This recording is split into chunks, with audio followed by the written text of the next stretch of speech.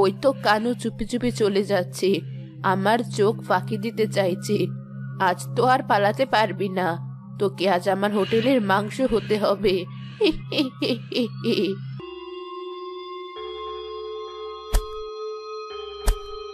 কানুর মাংস কাটা শেষ, এবার ওকে আমার মশলা দিয়ে রান্না করার পালা।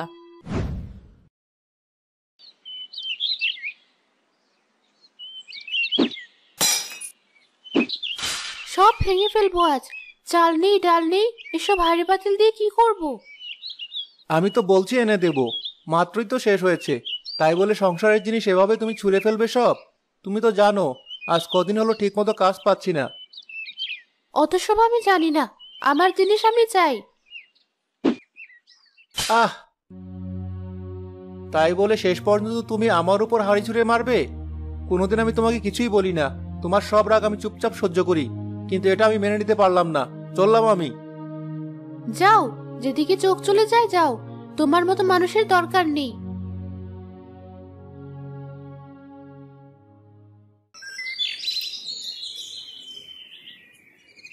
ভাই, ওখানে অমন ভিড় কেন? পাশের গ্রামের মোড়লের লেঠেল এসেছে কাজের লোকের সন্ধানে। বাহ, মেঘনা চাইতেই জল, গিয়ে শুনি একটু কি বলে। আপনাদের মধ্যে থেকে কেউ যদি রাস্তা সারার কাজ করতে চান তবে সে আমার সাথে যেতে পারেন। আমি আমি করব কাজ, আমাকে সাথে নিয়ে যান। এই রবি, তুই কি পাগল হয়েছিস? জানিস না ওই গ্রামের যে রাস্তার কাজ করবে সেখানে পেতনি আছে, যে মানুষ মেরে রান্না করে? তাই তো ওদের গ্রামে কোনো লোকই কাজ করবে না, সেজন্য আমাদের গ্রামে লোক খুঁজতে এসেছে। যাই হোক, আমি যাব। রোজ রোজ বউয়ের হাতে জাটার বাড়ি খাওয়া থেকে পেত্নির হাতে মরা বেশি সম্মানের। তোর যা ভালো মনে হয় কর, আমার বলা দরকার ছিল তাই তোকে বললাম।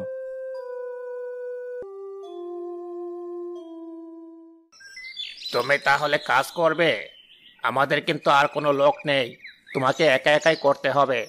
ওখানে তোমাকে থাকার মতো একটি ছোট ঘর করে দেওয়া হবে, আর খাওয়ার ব্যবস্থা তোমার নিজেরই করতে হবে। টাকা নিয়ে চিন্তা করো না, প্রতিদিন 1500 করে টাকা পাবে। ঠিক আছে, থাকি আগে, তারপর না হয় একটা ব্যবস্থা করা যাবে। আজকের মধ্যে আমার থাকার ঘরটা শুধু করে দিন। বেশ, বিকেলের মধ্যে হয়ে যাবে।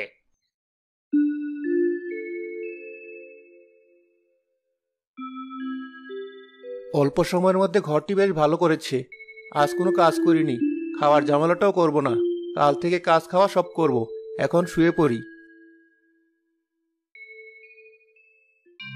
গ্রামে দেখলাম এক নতুন ছোকরা এসেছে, বেচারা আবার না খেয়ে শুয়ে পড়েছে।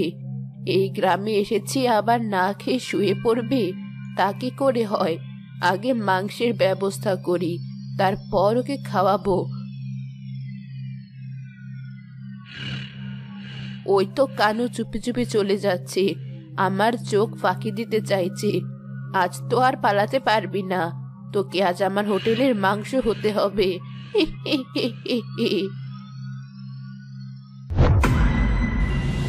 ওরে পেতনি, ছাড় ছাড়, আমাকে ক্ষমা করে দে, আমার ভুল হয়ে গেছে। তোর কোনো ক্ষমা নেই।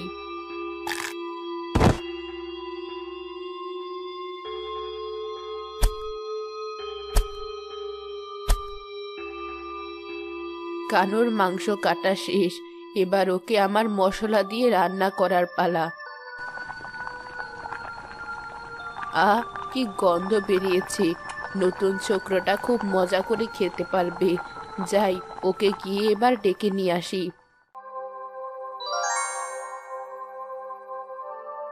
ভাই, আপনি কি ঘুমিয়ে পড়েছেন?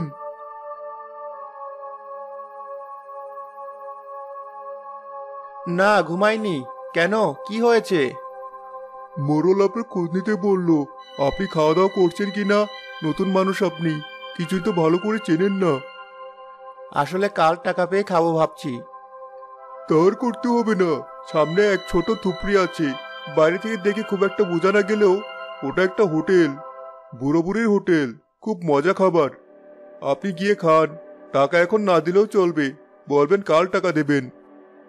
ঠিক আছে, যাচ্ছি তাহলে আমি। খিদেও লেগেছে ভালোই।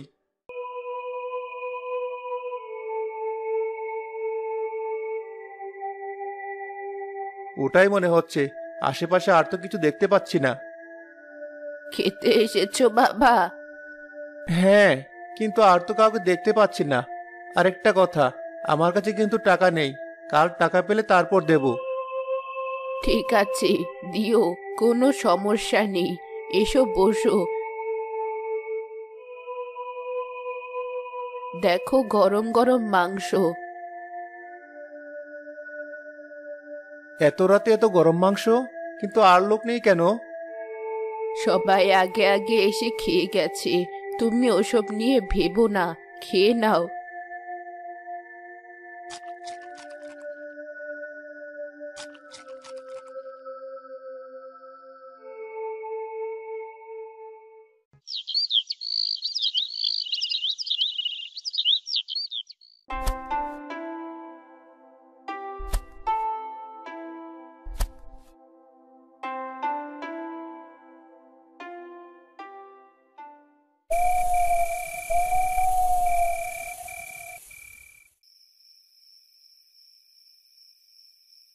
সারাদিন খুব খাটাখাটনি গেল। কোথায় ভেবেছিলাম বুড়ির টাকাটা শোধ করে দেব আর বাজার থেকে নিজে সব কিনে এনে রান্না করে খাবো, কিন্তু তার হবে না। এত ক্লান্ত শরীর নিয়ে আমি আর কিছুই করতে পারবো না। বুড়ির ওখানে খাই বলে আসবো, যতদিন থাকবো ততদিন ওনার ওখানে থেকেই খাবো। এসেছো বাবা, আমি তো তোমার অপেক্ষায় ছিলাম। কালকের কিছু মাংস বেঁচে ছিল, সেটাই তোমার জন্য রান্না করে রেখেছি। এই বুড়ির কথাগুলো কেমন অদ্ভুত লাগে আমার, কিন্তু কোনো কিছু বুঝতে পারছি না। যাই হোক, আমি আমার মতো খেয়ে নেই। এই যে বুড়িমা, আপনার টাকা। থাক বাবা, একবারে দিয়ে দিও, প্রতিদিনই তো আসবে। আপনি কি করে জানলেন? জানি জানি, সব জানি। আমার এখানে কেউ একবার খেলে সে আর না খেয়ে থাকতে পারে না। এই কথা সত্যি, আপনার রান্নার তুলনা করা মুশকিল। সত্যিই এমন রান্না খাইনি। বেশ, আমি তাহলে আসি।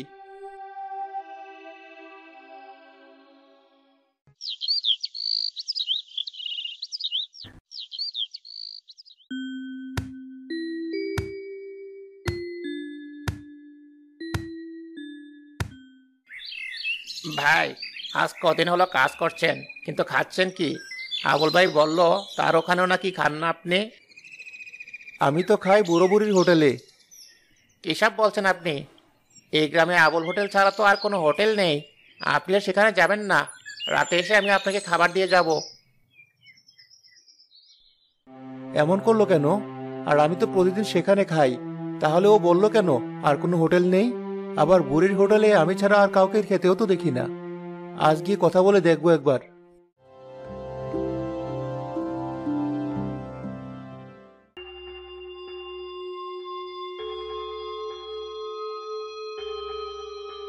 আজ তোমার চোখ মুখ এমন দেখাচ্ছে কেন বাবা? না মানে, আমি আপনাকে একটা কথা বলতে চাই। না না, থাক, কিছু বলবো না। আচ্ছা, আমি যাই। আজ আর খাবো না, খেতে ইচ্ছে করছে না। আমার কথা জানতে পেরেছো তাই না? আমি কে সেটা জানতে এসেছিলে? এই দেখো আমি কে। পেতনি, তাহলে আপনি এতদিন আমাকে খাওয়ালেন কেন? স্বভাব, মানুষকে খাওয়ানো আমার স্বভাব। কিন্তু এই গ্রামের মানুষ সেটা বোঝেনি, কোনো দাম দেয়নি আমাকে, আমার বিচার করেনি। কি হয়েছিল আপনার সাথে? আপনি আমাকে বলুন, আমি আপনাকে সাহায্য করব। শোন তাহলে, আমি আর আমার স্বামী মিলে এই ছোট্ট হোটেল চালাতাম। অনেক অনেক লোক এসে খেত এই হোটেলে, আমরাও আনন্দের সাথে খাওয়াতাম। কোনোদিন কারো থেকে 1 পয়সা বেশি নেইনি। ওই খদ্দেরেরা সব খেতে আসতে শুরু করেছে, দ্রুত খাবার দেওয়া শুরু করো। দিচ্ছি, সবাইকে বসতে বলো, আমি একে একে সবাইকে খাবার দিয়ে দিচ্ছি। ভাই আসুন, আমার হোটেলে দুপুরে খাবার খেয়ে যান। খুব ভালো ভালো খাবার আছে। না না, তোমার হোটেলে খাবার খেয়ে তৃপ্তি পাই না। কি রান্না করো কে জানে, আবার দামও নাও বেশ চড়া। ওদিকে বুড়ো বুড়ি হোটেলে এত ভালো ভালো খাবার, আবার দামও খুব কম। খাবারের কি গন্ধ, কি স্বাদ! এমন কম দামে এত ভালো খাবার এই যুগে কেউ দিতে পারবে না, বুঝলে? আমাকে আর দেরি করিও না, তাড়াতাড়ি না গেলে আর পরে কোনো খাবারই পাবো না। ধর, আর ভালো লাগে না। ওই বুড়োবুড়ির জন্য আমার এই হোটেলের ব্যবসা যেন চলবেই না মনে হচ্ছে। কত আশা নিয়ে হোটেল দিয়েছিলাম, কিন্তু এখন মনে হচ্ছে আমাকে পথে বসতে হবে। প্রতিদিন এত এত খাবার নষ্ট হচ্ছে, আর ওর হোটেলে মানুষ খাবারের কি এমন স্বাদ পায় আমি তাই বুঝি না। সব ওদিকে দৌড়ায়, কিন্তু আমারও হাল ছাড়লে চলবে না। যে করেই হোক আমার হোটেলের খদ্দর গোছাতে হবে। আরে মুকুল, এমন হন্তদন্ত হয়ে ছুটলে কোথায়? যাচ্ছি একটু বড় বড়ের হোটেলে। তা ওখানে কেন যেতে হবে? এসো, আমার এখান থেকে খেয়ে যাও। খুব ভালো ভালো তরকারি করেছি, চিকন চালের ভাত করেছি। না বল ভাই, আমি এখন তোমার এখানে খেতে পারছি না। বড্ড খিদে পেয়েছে, বুঝলে? ওখান থেকে না খেতে পারলে আমার এই খেতে মিটবে না। তেমন হলে তো বাড়িতেই খেতাম। কি এমন রান্না করে তাই নিয়ে আদিক্ষেতা? আসলে সবাই ওই কম টাকায় খাবার পায় বলে ওখানে যায়। তা ওদের না হয় ছেলে পুলে নেই, কম টাকায় খাবার বিক্রি করলেই চলে। আমার তো আর সে উপায় নেই, আমার সংসার আছে। কি করি কিছুই বুঝতে পারছি না। দাদু, চটপট করে গরুর কালা ভুনা দিয়ে এক প্লেট দাও দেখি। বড্ড খিদে পেয়েছে, বুঝলে? তাই দৌড়ে তোমাদের এখানে চলে এলাম। তোমাদের এই হোটেলে খাবার ছাড়া আমার এই খিদে কেউ মেটাতে পারবে না। বেশ বেশ, তুমি হাত মুখ ধুয়ে বসো, আমি খাবারের ব্যবস্থা করছি। এই দুপুরে বেশ ভিড় হয়। আমরা দুই বুড়ো মানুষ কাজ করতে করতে একেবারে হিমশিম খেয়ে যাই। তা তো খেতেই হবে, কম লোকে তো আর খায় না। এত লোকের আয়োজন করো তোমরা। কতবার বলেছি খাবারের দাম একটু বাড়িয়ে একটা বাড়তি লোক রাখতে, আমার সে কথাও তো শোনো না তোমরা। খাবারের দাম কি করে বাড়াবো বলো বাবা? আমাদের এই ছোট্ট খুপড়িতে কোনো বড়লোক মানুষ তো আর খেতে আসে না। আসে সব গরিব খেটে খাওয়া মানুষ। তারা ওই দুটো পয়সা কমের জন্যই আসে। তারা যদি সেই সুবিধাটুকু না পায় তাহলে তো আর আমাদের কাছে আসবে না। এই বয়সে আর টাকা বাড়ানো কমানোর ঝামেলাও ভালো লাগে না। কদিনই বার বাঁচবো, যে কদিন বেঁচে আছি এই দিয়ে দুজনের চলে যাবে। আমি জানি কোনো যুক্তি দিয়ে তোমাদের সাথে পারবো না আমি, তাই দিবও না। আমাকে এবার খেতে দাও দেখি। এই নাও গরম গরম কালা ভুনা আর ভাত। আমি ভিতরে গেলাম, আর কিছু লাগলে বলো। ঠিক আছে। বাবু, এমন মন বার করে বসে আছেন কেন? মন ভার করে বসে না থেকে কি করব বল দেখি? এত রকমের এত এত রান্না করে বসে আছে, কিন্তু কেউ আমাদের হোটেলে খেতে আসছে না। সবাই ছুটছে ওই বুড়ো বুড়ির হোটেলের দিকে। নিজের দোকানে মাছি তাড়িয়ে আরেকজনের দোকানের দিকে লোক ছুটতে দেখলে কার ভালো লাগে? আমার হোটেলের জায়গাটা এত সুন্দর, রাস্তার সাথে, সবার চোখে পড়ার মতো। তবুও দেখ, একটা খদ্দেরও নেই। কিন্তু বুড়ো বুড়ির হোটেল সেই জঙ্গলের দিকে, যেতেই ভয় লাগে। তার উপর আবার হোটেল বলতে ওই ছোট্ট ভাঙ্গা খুপড়িটা, তাই সেটা নাকি আবার খাবারের হোটেল। ওখানে ওরা থাকে, ওখানেই খাবার বিক্রি করে, তবুও ওদের খদ্দেরের অভাব নেই। আর এদিকে আমি সবকিছু ঠিকঠাক করেও দিনের পর দিন লস করে যাচ্ছি। আমার কিছুই ভালো লাগছে না, বুঝলি? সেটা কারোরই লাগার কথা নয়। আমি বলি কি, আপনি এই ভাতের হোটেলের ব্যবসা ছেড়ে দিন। না হলে এভাবে চলতে থাকলে আপনি কিন্তু পথে বসে যাবেন। ওরা বুড়ো মানুষ, কতদিনই বা বাঁচবে? ওরা যতদিন বেঁচে আছে ততদিন আপনি অন্য একটা ব্যবসা করুন। আর ওরা মরে গেলে তারপর আবার না হয় ভাতের হোটেল দিয়েন। গ্রামের মানুষদের তখন না চাইলেও আপনার থেকে বেশি টাকা দিয়ে খেতে হবে। চুপ কর বোকা। ওই বরাবরের জন্য নাকি আমি আমার শখের ব্যবসা ছেড়ে দেব? কথা ভেবে চিনতে বলিস না। তবে একটা কথা তুই ঠিকই বলেছিস, ওরা মরে গেলে আমার আর কোনো সমস্যা থাকবে না। বিশেষ করে বুড়োটা না থাকলেই বুড়ি আর এই ব্যবসা চালাতে পারবে না, আর আমারও কোনো সমস্যা হবে না। সে তো ঠিক আছে, কিন্তু বুড়ো কবে না কবে মরবে, ততদিন আপনি কি করবেন? বুড়োকে মরতে হবে না, আমরা মারবো বুড়োকে। কি বলছেন এটা? আমরা মারবো মানে? হ্যাঁ, আমরা এই বুড়োকে মারবো। নিজের ব্যবসা বাঁচাতে এটুকু তো আমাকে করতেই হবে। আর একসাথে দুজনকে তো আর মারবো না, একজনকে মারবো। ওরে না হয় বুড়িকে প্রতিদিন কিছু টাকা ভিক্ষে দেবো খাবারের জন্য। শোন, কোনো কথা বাড়াস না আর। আজ রাতেই যাব ওই বুড়োকে শেষ করতে। আপনি ভেবেচিন্তে বলছেন তো? গ্রামের মানুষ জানতে পারলে কি হবে আমাদের বলুন তো? কি আবার হবে? কিছুই হবে না। আমার ক্ষমতা সম্পর্কে এই গ্রামের সবার জানা আছে। কেউ আমার বিরুদ্ধে একটা কথা বললে তারও বুড়োর মতো অবস্থা করব। অত চিন্তা করিস না, রাতের সময় মতো চলে আসিস।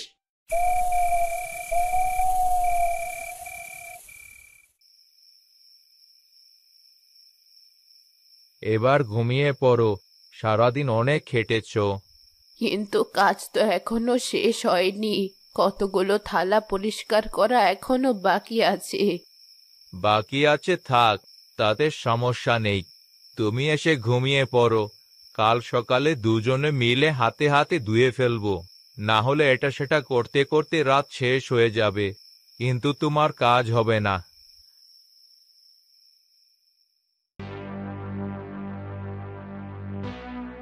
দাদু, ও দাদু, একবার একটু বাইরে এসো দেখি। এত রাতে আবার কে এসেছে? এত রাতে তো কারো আসার কথা নয়। মনে হয় রাতে কেউ খেতে আসতে দেরি করেছে, তাই এখন এসে ডাকছে। খাবার তো আর নেই, তুমি ভেতর থেকে বলে দাও বাইরে যেতে হবে না। কি যে বলো তুমি! খদ্দের মানুষের সাথে আমি কখনো এমন আচরণ করেছি? তুমি শুয়ে থাকো, আমি কথা বলে আসছি। সেই কখন থেকে ডাকছি, তোমার উঠে আসতে এত সময় লাগে? আসলে বুড়ো মানুষ আমি বাবা, উঠতে একটু সময় লাগে। তা বাবা, কি হয়েছে বলো? রাতের খাবার খেতে এসেছো? আরে আবুল, তুমিও নিজের হোটেল রেখে আমার হোটেলে খেতে এসেছো? আমরা খেতে আসিনি বুড়ো, তুই যাতে আর কাউকে খাওয়াতে না পারিস সেই ব্যবস্থা করতে এসেছি। এই, কি বলছো তোমরা এসব? গিন্নি! আ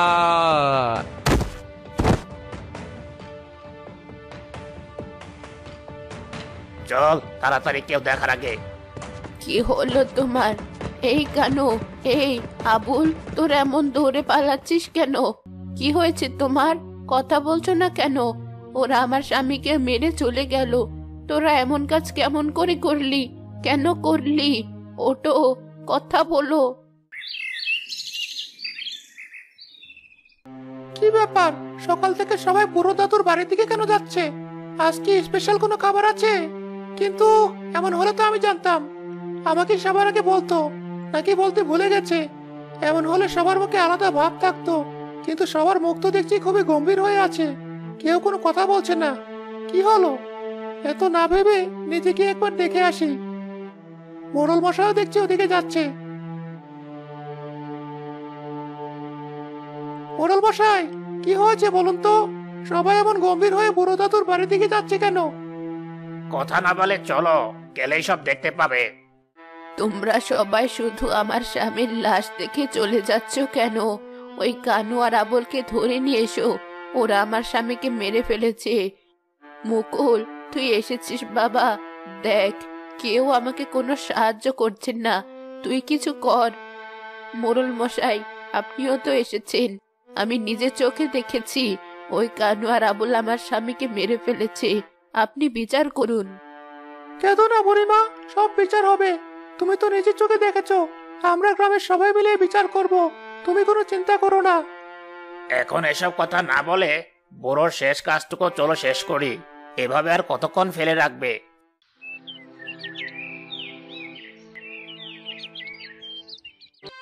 আজ কদিন হলো মোড়লের কাছে ঘুরছি, কিন্তু তিনি আমার স্বামীর বিষয়ে কোনো আগ্রহ দেখাচ্ছেন না। এটা সেটা বলে শুধু সময় পার করছে। আমার একটু মুকুলের সাথে ভালো করে কথা বলতে হবে। আমি আজ গিয়ে ওর সাথে কথা বলবো, আমার স্বামীর বিচার করতেই হবে। দেখেছিস কেন আমাদের ব্যবসা কেমন রমরমিয়ে চলছে? তোর কথা শুনে যদি আমি এই ব্যবসা না করে অন্য কিছু করা শুরু করতাম, তাহলে কি আর আজ এত টাকার মুখ দেখতে পেতাম? ঠিকই বলেছেন, আপনার কাছ থেকে আমার এখনো অনেক কিছু জানার শেখার বাকি আছে বাবু। কোনো চিন্তা নেই, আমার কাছে থাকতে থাকতে সব শিখে যাবে। হে হে হে। দেখ দেখ সবাই কেমন খাচ্ছে, এতদিন কেউ খেত না, এখন ঠিকই খাচ্ছে। হ্যাঁ, তাই তো দেখছি, আপনার ব্যবসার কেউ থামাতে পারবে না। বুড়িমা, তুমি আমার বাড়িতে? কি হয়েছে বলো। কি আর বলবো বাবা, মোড়লের কাছে আজ কদিন ধরে ঘুরছি, কিন্তু তিনি কোনো পাত্তাই দিচ্ছে না আমাকে। আমার স্বামীর বিচার কি হবে না? নিশ্চয়ই হবে, চলো আমি তোমাকে মোড়লের কাছে নিয়ে যাচ্ছি। কি ব্যাপার মকল, তুই এই সময়ে? বুড়িমার বিচারের বিষয়ে আপনার সাথে কথা বলতে এলাম। সে আজ কদিন ধরে আপনার পিছন পিছন ঘুরছে বিচারের জন্য, কিন্তু বেচারি আপনার থেকে নাকি কোনো পাত্তা পাচ্ছে না, তাই আজ আমি সাথে করে নিয়ে এলাম। তুমি বুড়িমাকে বাসায় পাঠিয়ে দাও, একটু পর আমি তোমার সাথে কথা বলছি। বুড়িমা, তুমি তাহলে বাড়ি যাও, আমি খবর নিয়ে আসবো তোমার কাছে। ঠিক আছে বাবা, আমি তাহলে যাচ্ছি। এবার শোনো, আমরা যদি এটার কোনো বিচার করতে চাই, তবে ওই আবল আমাদের কাউকেই ছাড়বে না। তুমি কোনো কিছু বলে তোমাকেও না। দেখো, তোমার পরিবার আছে, পরিবার নিয়ে ভালো থাকো। বুড়ি কদিন ঘুর ঘুর করে পরে ঠিক মানিয়ে নেবে। আমরা না হয় মাসে মাসে কিছু টাকা বুড়িকে দেব। আপনি এটা কি বলছেন? এতদিন তারা আমাদের জন্য এত কষ্ট করলো, আর আমরা এটুকু করবো না? সে তো আর বিনি টাকায় করেনি। আপনার থেকে আমি এমন কথা আশা করিনি। তারা খাবারের যে টাকা নিয়েছে তার নাম মাত্র। দেখো, এত কথার দরকার নেই। আমি এই বিষয়ে কিছুই করতে পারবো না। তোমার যদি পরিবারের প্রতি মায়া না থাকে, তবে তুমি করো।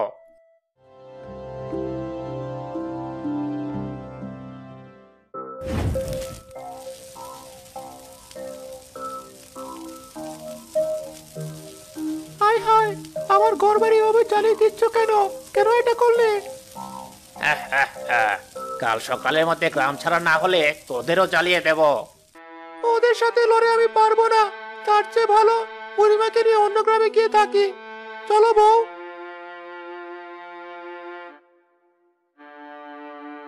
মুকুল বাবা, কোনো গতি হলো? না বুড়িমা, তোমার জন্য কোনো গতি আমি করতে পারিনি। এই গ্রামের সব মানুষ কেমন যেন অমানুষ হয়ে গেছে। তারা তোমার কোনো বিচার করবে না। আমি করতে জোর করছি বলে আমাকে গ্রাম ছাড়তে হচ্ছে। তুমিও চলো আমাদের সাথে।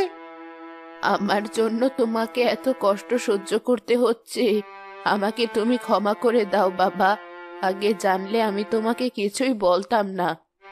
না না বুড়িমা, আমার কোনো সমস্যা নেই।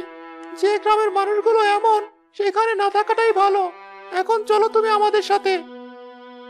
এই বয়সে আর কোথাও যাব না বাবা, বুড়োর কবরের পাশেই থেকে যাব। তোমরা চলে যাও, এই হিংস্র মানুষদের সাথে থাকতে হবে না। এত করে বললে তবু বুড়িমা আমাদের সাথে এলো না, শুধু শুধু তার জন্য আমাদের গ্রাম ছাড়া হতে হলো। অমন কথা বলো না। আচ্ছা, বুড়িমার সাথে হয়েছে, কাল তা আমাদের সাথে হতে পারতো। এতটুকু নিরাপত্তার বিচার যেখানে নেই, সেখানে আসলে থাকা যায় না। চলো, আমরা যেখানে যাচ্ছি সেখানে গিয়ে নতুন করে জীবন শুরু করব।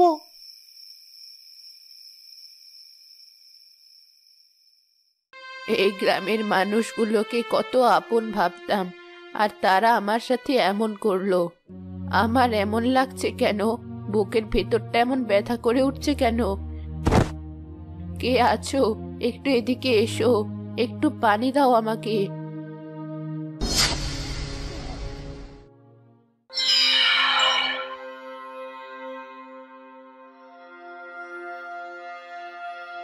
কেউ একটু পানি দিলি না? বেঁচে থাকতে আমি এত মানুষকে খাওয়ালাম, সন্তানের মতো যত্ন করে তোদের খাবার দিয়েছি, আর তোরা কেউ একটিবার আমার কথা চিন্তা করলি না। আমার স্বামীর মৃত্যুর বিচার করলি না। আমার হাত থেকেও তোরা বাঁচবি না। এবার আমার স্বামীর বিচার আমি করব, কাউকে ছাড়বো না আমি।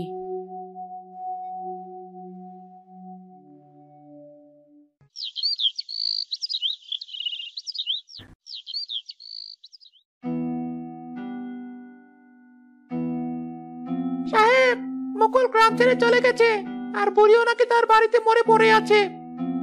খুব ভালো হয়েছে, পথের কাঁটা সব সরে গেছে।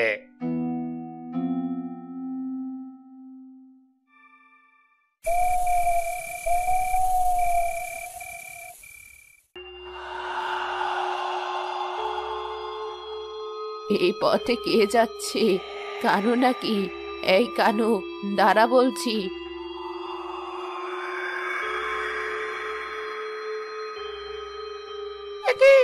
বুড়ি অমন ওপরে ভাসছে কেন? ওরে বাবারে, এই বুড়ি তো পেতনি হয়ে গেছে। পালাচ্ছিস কোথায়? কোথাও পালাতে পারবি না, দাঁড়া বলছি।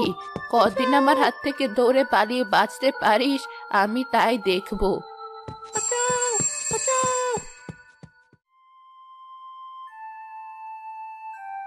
মোড়ল মশাই, আজ কদিন হলো বুড়ির বাড়ির ওদিকটায় মানুষ ঠিক মতো চলাচল করতে পারছে না। সবাই ভয় পাচ্ছে। রাস্তা বেশি ভালো না, আবার জঙ্গল। এর উপর পরপর দুজন মরে যাওয়ায় মানুষও আতঙ্কিত হয়ে পড়েছে। আপনি বুড়ির বাড়িটা ভেঙে রাস্তা ঠিক করার ব্যবস্থা করুন। তুমি আবার এত ভাবা শুরু করেছো কবে থেকে? আর সত্যি বলতে গেলে এসব সমস্যা তো তোমার জন্যই হচ্ছে। মোড়ল মশাই, কথা বাড়াবেন না, যা বলছি তাই করুন। বেশ, আমি ব্যবস্থা করছি।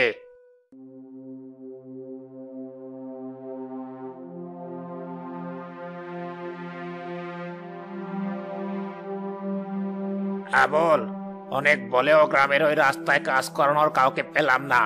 কেউ কাজ করতে রাজি না। বেশ, তো পাশের গ্রামে খবর পাঠান, সেখান থেকে লোক এনে করান।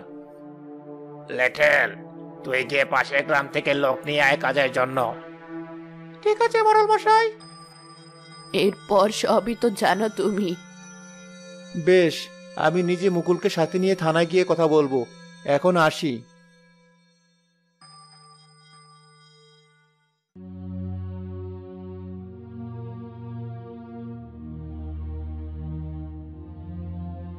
সবই তো শুনলাম আপনাদের কাছে। এবার আমরা নিজেরা দেখবো বিষয়টা। প্রমাণ পেলেই তাদের জেলে দেব।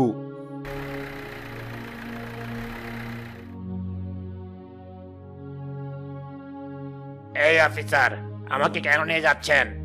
খুন আবুল করেছে, আপনি আবুলকে নিয়ে যান, আমাকে কেন? আপনি মোড়ল হয়ে বিষয়টা ধামাচাপা দেওয়ার চেষ্টা করেছেন, তাই এই শাস্তি আপনাকেও ভোগ করতে হবে।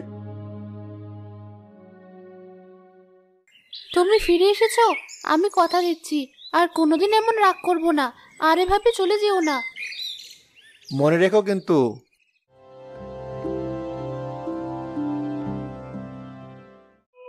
রবি আর মুকুল সেই রাতে একই স্বপ্ন দেখে।